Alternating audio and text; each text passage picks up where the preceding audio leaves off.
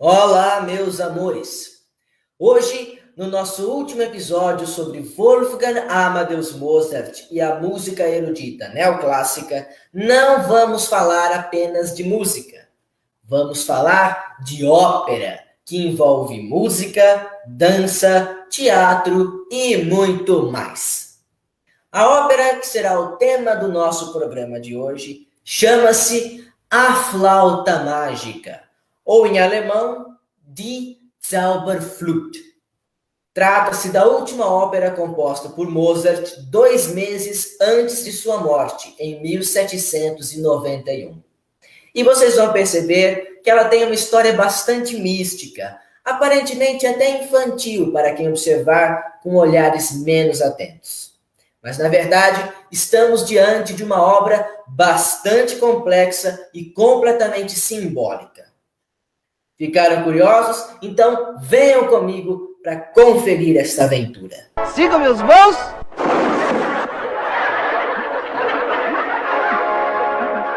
Esta ópera está dividida em 2 atos, totalizando uma quantidade final de 11 cenas. O protagonista do drama é o príncipe Tamino, que num certo dia, ao passear inocentemente por suas terras, acaba sendo perseguido por uma serpente gigante que apareceu misteriosamente no local. Em dado momento da fuga, ele percebe que já não se encontra mais em seu reino, pois não reconhece absolutamente mais nada da paisagem ao redor. Cansado, ele então acaba desmaiando e quase é devorado pela serpente, se não fosse a ajuda de 3 belas damas que chegam a tempo de salvá-lo. Essas 3 damas matam a serpente gigante e vão embora, deixando o príncipe sozinho. Quando ele acorda, está a seu lado Papageno, um excêntrico caçador de passarinhos. Tamino fica pensando que foi o caçador que o salvou da serpente. Papageno não desmente essa crença de Tamino, o que desperta a fúria das 3 damas, que então voltavam ao local para fazer um pedido especial ao príncipe. Elas entregam para Tamino o retrato de uma linda donzela, por quem ele se apaixona perdidamente, assim, à primeira vista. Elas dizem para ele que a donzela retratada naquela pintura era a filha da rainha da noite e que ela estava em perigo. Perigo, perigo, perigo. Neste momento, entra em cena a própria rainha da noite, que veio pedir pessoalmente a Tamino que resgate sua filha das garras do malévolo bruxo Sarastro, alertando-o logo de cara de que não seria uma viagem nada fácil e que ele deveria passar por diversas provações.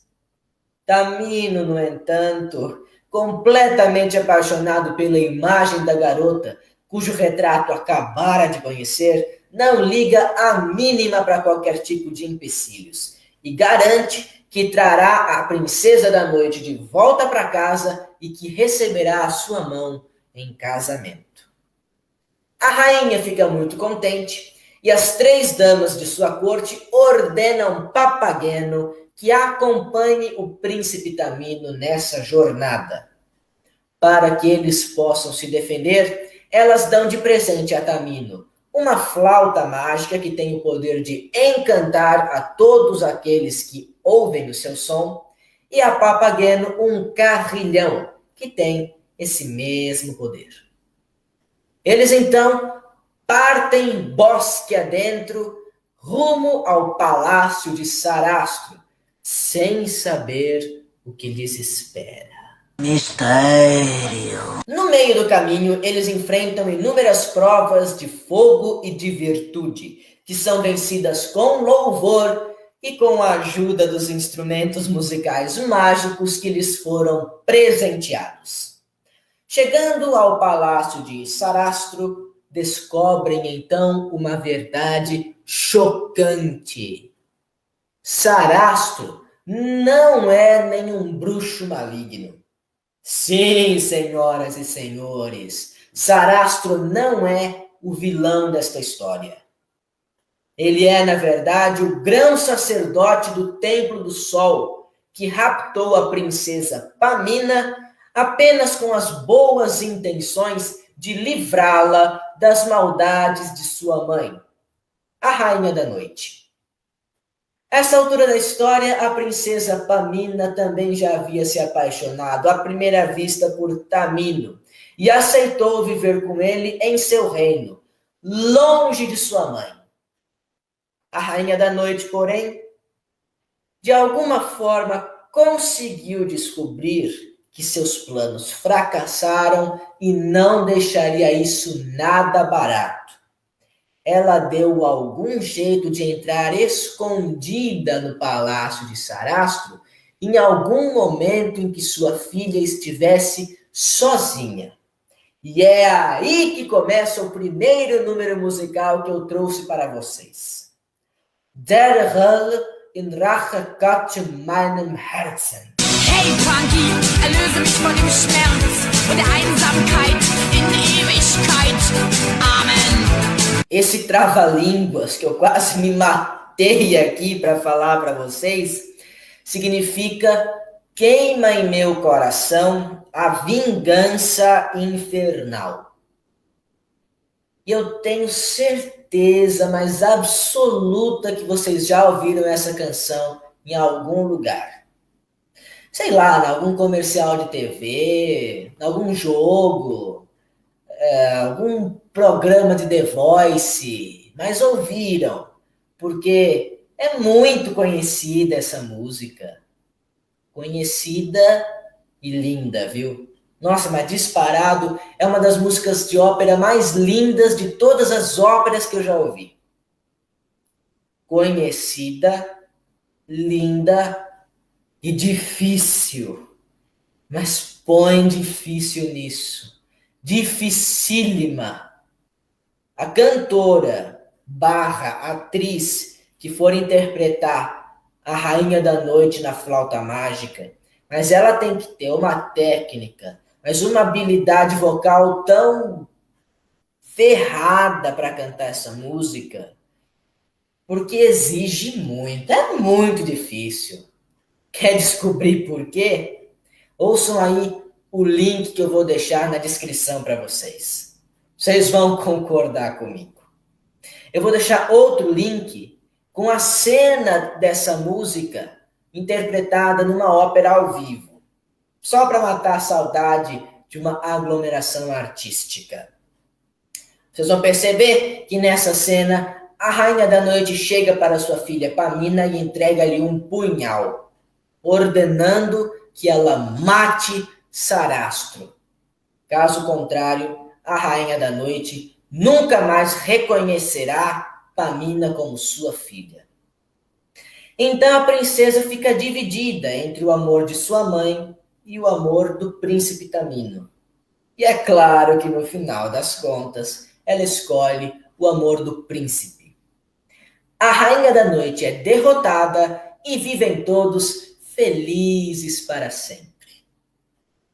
Mas será que nós não estamos nos esquecendo de alguém?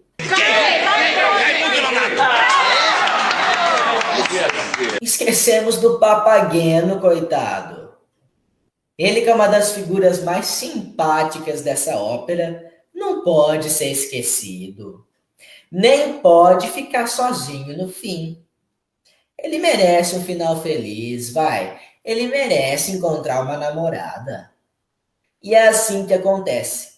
Papageno toca o carrilhão mágico que lhe foi presenteado pelas 3 damas lá no começo e aparece então a Papagena, nome bastante criativo, para sua eterna companheira. Juntos então eles cantam um dueto muito divertido e galináceo, chamado Papapá Papapá Papagena. Eu vou deixar o link aí para vocês, tanto de uma versão sem o audiovisual, quanto de uma versão com a cena mostrada ao vivo numa ópera. Eu tenho certeza que vocês vão gostar. Juntos, eles cantam prometendo amar-se para sempre e terem juntos muitos papagueninhos e papagueninhas.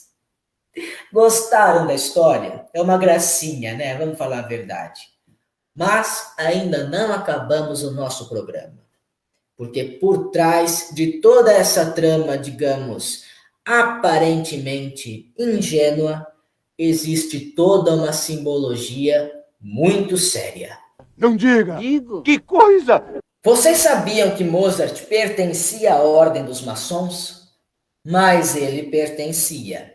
E nessa ópera Flauta Mágica estão presentes várias alegorias referentes à maçonaria, como, por exemplo, a insistente repetição ao longo de toda a obra do número 3, que é considerado emblemático aos membros da sociedade maçônica. Querem mais? Então vamos lembrar comigo de uma informação que eu trouxe lá no nosso primeiro episódio sobre Mozart. Eu disse que a arte neoclássica, o que portanto inclui também a música, foi muito influenciada pela filosofia iluminista, que tinha como um de seus principais pilares o anti-absolutismo. Foi nessa época, inclusive, que surgiram algumas monarquias reformistas, governadas por seus déspotas esclarecidos. Talvez vocês se lembrem do caso de Portugal, que teve reflexos aqui no Brasil. O rei de Portugal era Dom José I, aconselhado pelo seu ministro Marquês de Pombal. Na Áustria, teve coisa parecida. O rei era Dom José II, um déspota esclarecido, por mais que não ouvisse os conselhos de nenhum de seus ministros. Ele diferia muito do governo anterior de sua mãe, Dona Maria Teresa, muito ligada às raízes do regime absolutista. Bom, daí como é que vai funcionar? Olha só que coisa mais interessante. Na ópera Flauta Mágica, cada personagem representa uma figura da vida real. A princesa Pamina representa a Áustria. Sim, a Áustria, a terra natal de Mozart. Ela está dividida entre a Rainha da Noite e Sarastro. A Rainha da Noite representa Dona Maria Teresa, a tradição do absolutismo, enquanto Sarastro representa o grão-mestre da maçonaria na Áustria naquela época, chamado Ignaz von Born. Tamino, o príncipe Tamino, representa o rei Dom José II, encarregado de salvar a princesa Pamina, portanto, salvar a Áustria das trevas. E até mesmo o nosso Papageno tem papel nessa história. Ele representa o povo austríaco, aliado às ideias do monarca Dom José II, da mesma forma como Papageno era fiel escudeiro de Tamino. Não é muito interessante? Ah, eu acho muito interessante. Mas toda essa trama de simbologia acaba submergindo diante da beleza estética da música mozartiana. Então, ouçam as músicas que eu deixei para vocês no link.